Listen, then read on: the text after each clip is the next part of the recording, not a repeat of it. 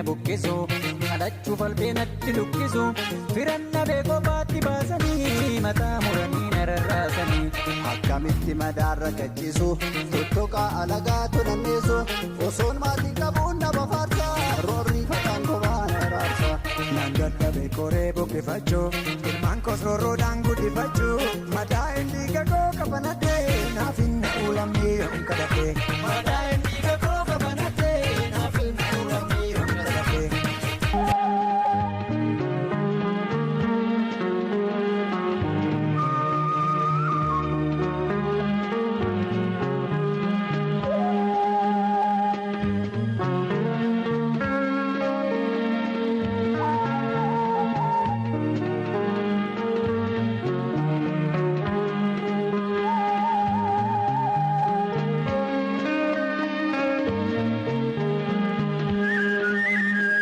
Nama qeetti dhufee ijoollee kee faana rasaasaan si fixu kana wareegamni inni dhumaan du'aa miti at least ajjeesanii du'uudha kanan jechuu barbaade jechuudha. Erga mana taa'ee du'uun jiraate maa qaxxaafateen du'uudha. Erga mana taa'ee du'uun jiraate maa qaxxaafateen du'uudha. Erga mana taa'ee du'uun jiraate maa qaxxaafateen du'uudha. Erga mana taa'ee du'uun jiraate maa qaxxaafateen du'uudha. Erga mana taa'ee du'uun jiraate maa qaxxaafateen du'uudha. Erga mana taa'ee du'uun jiraate maa qaxxaafateen du'uudha. Erga mana taa'ee du'uun jiraate. Hello. Kottu mee dafii si barbaadeen ture dafii. Dafii kottee.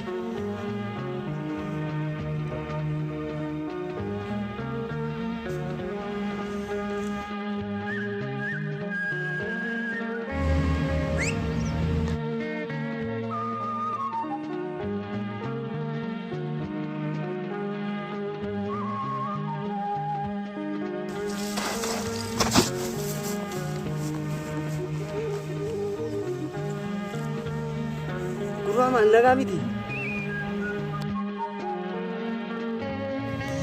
Naga maaltu jira? Nagaan qabu. Nagaa argadhamee bubbulleera. Nuti an kanas hin jedhu gaaffii kanas gaafa jechuudha. Biyya abbaa keenya irratti biyya abbaa keenya irratti mormi keenya erga nu catatee biyya keenya biyya abbaa keenya irratti baanee galuu erga hin dandeenye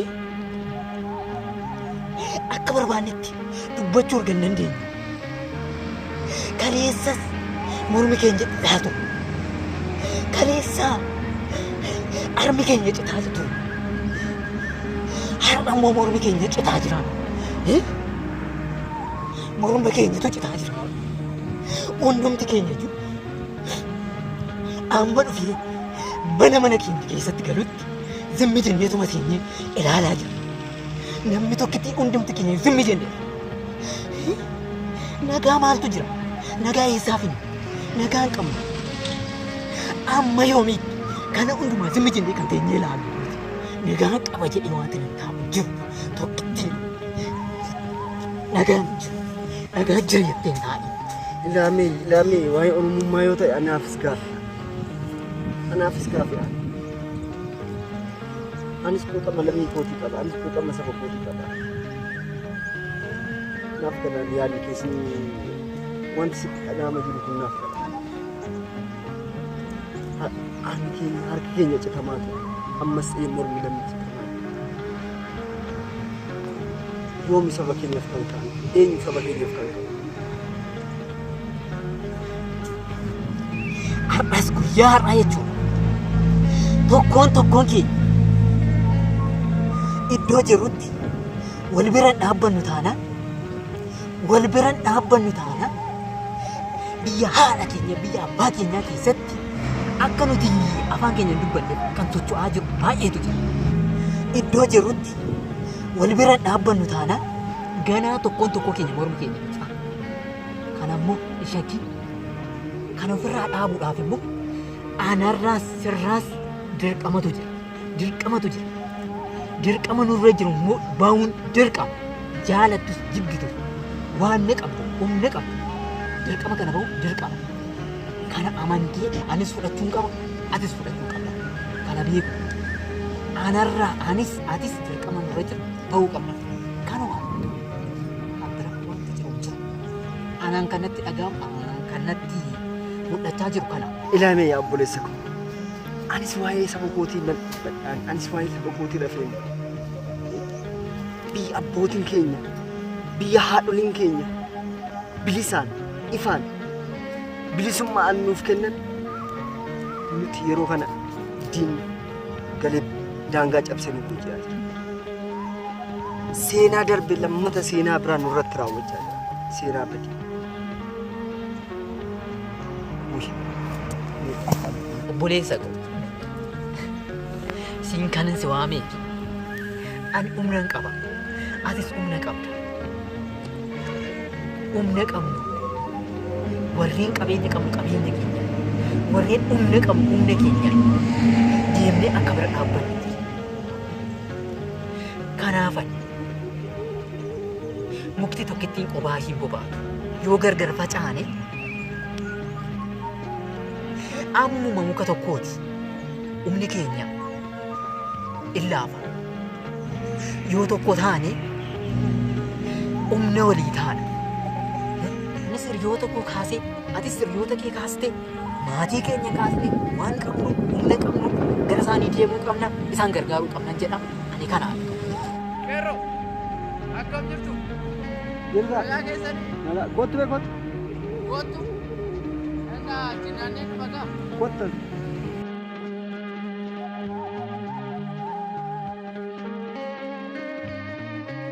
Nagaadha. Bohaartaa yarrammoo. Akkam. Maal yarrammoo bu'aa jirtu bitaa bitaa namatti qabdu. Bu'aa jirra. Kan nu boochisu waa'ee lammii keenyati isin jechaa jiran dhageessu. Waa'ee saba keenyati kan nu boochisaa jiru. Kunis si ilaallatan.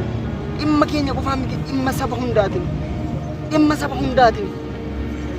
Lammiin wallaggarraa miidhamaa jiru lammii keenyaa miti keenyan.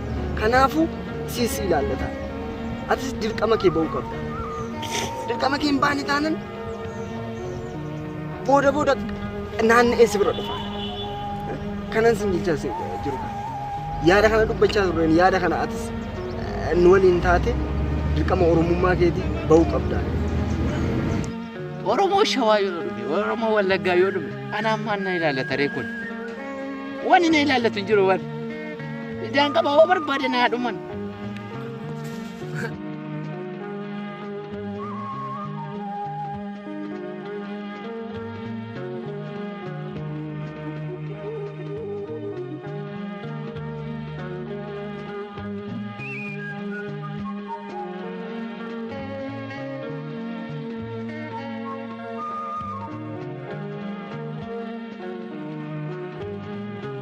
Easy.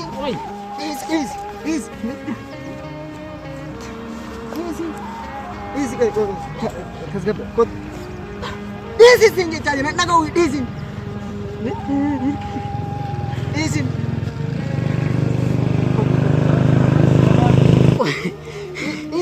Ishee akka saree ishee akkasiiti nama keenya ficciisaa jiru.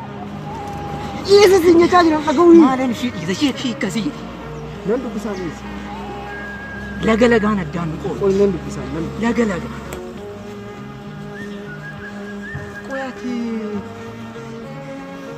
Laga lagaaf ganda gandaan. Maaliif wanti kun sitti dhaga'amu?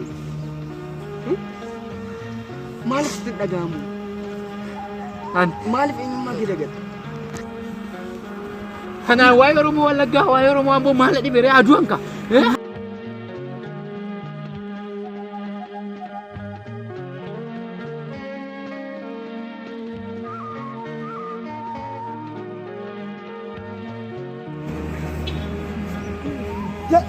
Gaman. Tahan dulu.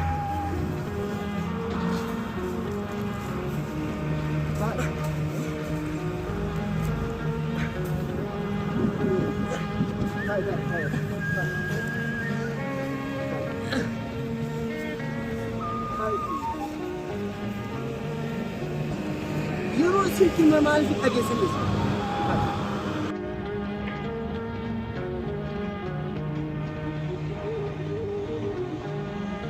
Ilaa ijoollee isin lachuu na dhagaa seenaa sangoota sadanii ta'e. Sangoonni kun adii, burree fi gurraacha ture. Diinni isaanii waraabessi. Sangoonni kun tokkummaan jaalalaan osoo waliin jiraachaa jiranii diinni isaanii waraabessi shira sangoota kana gargar itti qoodee sangoota kana itti nyaatu xaxachuu jalqabe. Gaafa tokko sangaa burree fi gurraacha waamuudhaan sangaa adii kana yoo isinirraa fageessitanii of keessaa baaftanii ofirraa dhiibuu of keessaa baastanii ari'uu baattan diinni keessan fagoorraa sababa bifa keessanii sangicha adii kana ilaalee dhufee isin nyaachuu danda'a jira. Isaanis shira diinaa kana dhuguma se'anii dhuguma itti fakkaatee haala sababa bifa keenyatiin diinni nu nyaachuu danda'a nu balleessuu danda'a jedhanii akka siyaasa ammaatti diinni lagaan gaaran nu qoqqoodu kanatti jechuudha. Bifa sababa bifa keenyatiin diina nyaatamuu keenyaa jedhanii waan shakkaniif waan sodaataniif sangaa adii baasanii of keessaa ari'u. Yeroo kana diinni isaanii waraabessi sangaa adii kana nyaata. Kan hafe sangoota burree fi gurraacha sangoota nyaata. Kaalkulama kanaan haala kanaan sababa kanaan wayin fakkeenya kanaan sangaan burrees bifa isaatiin sangaa gurraacha kanarraa akka gargar ba'u sangaa gurraachatti odeessa. Sangaan gurraachis sodaa bifaatiin sababa bifaatiin diina kootiin nyaatamuu hin danda'a waan ta'eef sodaateef sangaa burreerraa gargar. Yeroo kana diinni isaanii waraabessi sangoota sadan nyaata. Nutis yaa ijoollee diina keenya sababa lagaatiin, sababa gaaratiin, sababa amantaatiin gargar facaanii diina keenyan funaanamaa jira. Diina keenyan funaanamaa jirraan diina keenya funaanamaa jira. Morma keenya, harka keenya, harma keenya diina keenya funaanamaa.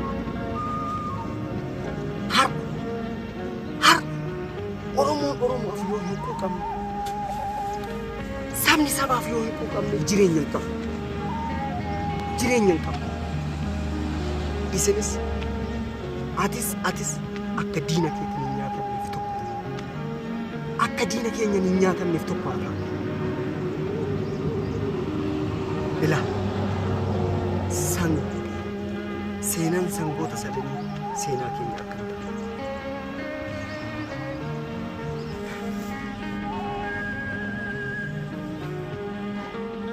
Dhugaa dubbachuudhaaf kana wannan jedhee dubbadhu qabu. Oromummaan koo kan dhoofamu yookaan immoo kan itti abaaramu osoo hin taane kan ittiin wareegamu ture. Ani garuu akkas miti nan dhoske. Akkas gochuun narraan eegamu ture baay'een balleesse. Lagaan kutaadhaan uummata koo saba koo kanan qoqqoodeef natti fakkaate shirri diinaa natti fakkaate arrarraa kaasetti hin deebi'u dhiifama naaf godha. Guyyaadhaati kaafnee uummata keenya miidhamaa jiru bira haa dhaabbannu haa baraaru. Uummata keenya haa baraaru.